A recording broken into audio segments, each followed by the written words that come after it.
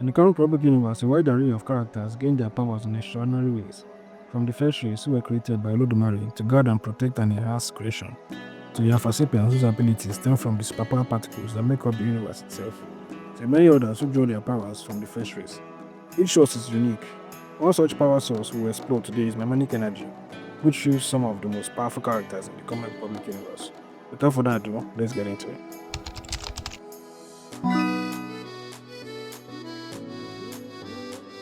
Mnemonic energy is a distinct form of energy extracted from ancient traditional artifacts, which can be harnessed through scientific means in the comic public universe. Essentially, it involves tapping into the divine power left behind by the members of the first race, stored within sacred artifacts and idols that was once used to worship them. These artifacts exude godly energy that, when extracted, can serve a variety of purposes. One of the most prominent uses of mnemonic energy is in Mnemotech, a complex process requiring the expertise of several scientists. However, this extraction is not without consequences. It greatly angers the gods, and foreign powers' blatant disregard for the sanctity of this artifact often lead to divine retribution. In fact, the Battle of Lagos between the First Race and the Vanguard was as a direct result of the US government's exploitation of this artifact to create mnemonic energy. There are several uses of mnemonic energy in the comic republic, but none are more prominent than Union Guard. Originally named Kunde Kumar, a Nigerian soldier, Union Guard was recruited by the US through the Leicester Protocol, which essentially offers him US citizenship and a hefty paycheck in exchange for his loyalty. After accepting, his name was changed to Jerome Shabazz Malik. When discussing mnemonic energy, we can't avoid mentioning Union Guard, as his entire story in the Guardian Prime issue 8 and 9 revolves around this energy. We learned that US AFRICOM recruited Union Guard and that he possesses special abilities, distinct from those of the Guardian Prime before he was introduced to mnemonic energy. Additionally, he is connected to the former Guardian Prime from 2000 years ago. The key revelation is that US AFRICOM acquired traditional African artifacts during the colonial era, which they now use to extract mnemonic energy. In the Might of Guardian Prime issue 8, we witnessed Jade Waziri differentiate between the ethical use of artifacts by a team of scientific witch doctors and the US government exploitation of them. She explains to Guardian Prime that her team respects the cultural significance of the artifacts, understanding the consequences of mishandling them. However, US officials like Colin Brand, the Defense Secretary, and Richard McCain, the Commander-in-Chief of the Northern American Aerospace Defense Command, dismiss any association with the divine as mere hocus pocus, even after being warned by Amara George about the consequences of their action. They considered her unqualified to work with them on their Mnemonic project, further demonstrating their disregard for the sacred nature of the artifact. The Union Guard project utilizes mnemonic energy in a highly unique manner, with 4 different bases working together to optimize its power and durability. Union Base Alpha, located in the Pentagon, oversees the logistics, strategy, and coordination of Union Guard's actions. Union Base Beta is responsible for shielding him and transferring damage to alternate dimensions.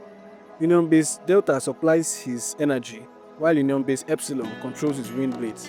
This intricate network of spirit energy transfers allows the Union Guard to harness enormous powers, all without the consent of Yemeja or respect for Oshun's sacred mirror. This blatant discretion is what led to the invasion of their territory by a member of the First Race called Ivruwi.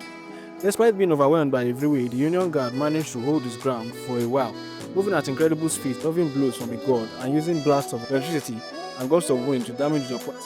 However, his durability has limits, and he was eventually defeated.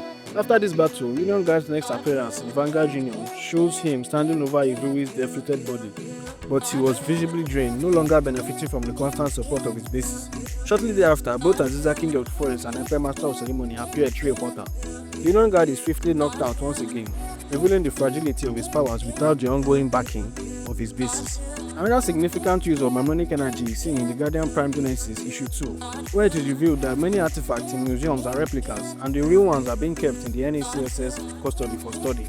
Their science witch doctors have learned to use mnemonic energy without inciting divine wrath, achieving impressive feats such as enhancing their weapons with the energy of Eastern Nigeria's Anusi, constructing Nok Terracotta-powered teleporters for deep space travel, and developing surveillance systems based on adjacent familiars.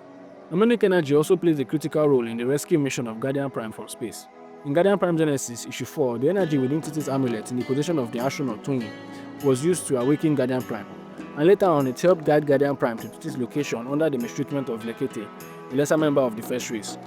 At its core, mnemonic energy allows regular humans to wield powers capable of standing against the ever-growing threats posed by the First Race and other extraterrestrial forces. One notable example is in Visionary issue 0, where Shongo is summoned by an NACSS witch doctor. After arriving, he is immediately deemed hostile and engaged by the Mets. who-wheeled weapons crafted with mnemonic energy, such as dainty emulation rounds. These weapons were pivotal in the war with the Spirit Army on the grounds of Lagos. As revealed in the Might of Guardian Prime issue 10, the inventor of Mnemotech, Katikenda, is an old friend of Guardian Prime.